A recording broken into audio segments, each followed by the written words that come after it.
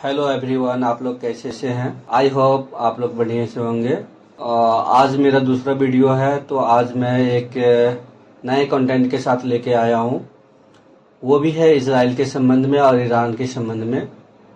तो जैसे कि आप लोग जानते हैं कि ईरान और इजराइल में जो बम्बारमेंट हुआ था ड्रोन के थ्रू, वो कैसे हुआ था, मैं इसके रिगार्डिंग इंफॉर्मेशन लेके आया हूँ। तो इजराइल ने 2 साल पहले ये अपना स्ट्रेटजी तैयार किया था, जिसमें से मोसाद का एजेंट थे। उन्होंने ईरान के अंदर एक 5 मंजिल इमारतों को किराए पे लिया और उसके अंदर गवर्नमेंट्स के नाम पे, ईरानी गवर्नमेंट्स के नाम पे एक कंपनी तैयार की।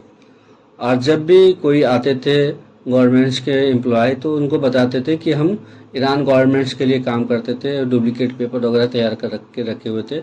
उसमें से उस कंपनी के अंदर जितने भी बंदा काम करने वाले थे, सभी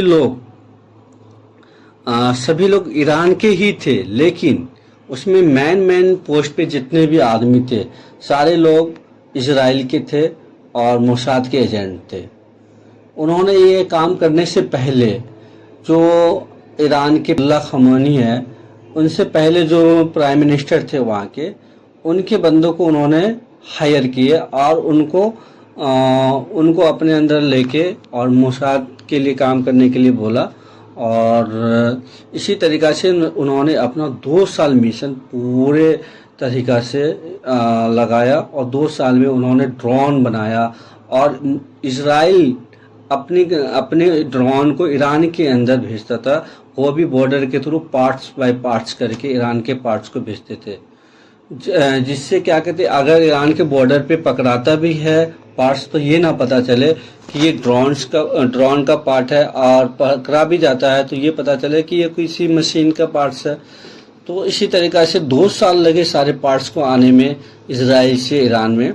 और जब पूरी स्ट्रेटजी तैयार हो गया, इधर इजराइल ने हमास को बहुत ही बुरी तरीक़ा से उन्होंने हमास के गाज़ा के अंदर हमला किए, और लेबनान को सबको तबाह करने के बाद अगर उनका सबसे बड़ा दुश्मन बचा था तो वो ईरान बचा था। तो ईरान में हमला करने के लिए उन्होंने 2 साल पहले स्ट्रेटजी बनाए थे, जिसमें उन्होंने ड्रोन से हमला करने का प्लानिंग किए थे। तो जब उनको नेतन्याहू के तरफ से गो हेड हो गया कि अब ईरान के अंदर हमला किया जाए, तो अब कैसे किया जाए, क्योंकि सबसे बड़ी बात होता है कि जब आप एक लॉन्ग डिस्टेंस वाले दुश्मन से झगड़ा करते हैं, क्योंकि इजराइल और ईरान के बीच में एक कंट्री है जिसका नाम जॉर्डन है। तो आप आर्मी से ईरान के ऊपर हमला नहीं कर सकते, या ईरान के आर्मी इजराइल के ऊपर हमला नहीं कर सकता, तो मिसाइल से हमला होता है और हवा में मार होती है। तो इजराइल का इसमें सबसे बड़ा स्ट्रेटजी ये था कि मैं ईरान के अंदर ही रह के ईरान पे हमला करूं। जैसे उन्होंने गो हेड करने के बाद ईरान का जो वो 5 इमारतें वाली मंजिल थी, उसमें जो ड्रोन थे, उन्होंने ईरान के अंदर ईरान की गवर्नमेंट्स का 200 आदमी को मौत का घाट उतार दिए। और वहाँ से जो मोसाद के एजेंट सारे निकल गए थे। और जो अभी प्रेजेंट टाइम में बताया जाता है कि 26 या 20 मोसाद के एजेंट पकड़ाए हैं, जो ईरान का ही सिटीजन है। तो उसमें से कुछ लोगों को उन्होंने फांसी का सजा भी दे दी है ईरान गवर्नमेंट्स ने। तो मेरा कहना ये है कि अगर इजराइल अगर चाहता कि मैं अपने देश से सीधे ईरान पे हमला कर दूं, तो वो बहुत ही टफ था।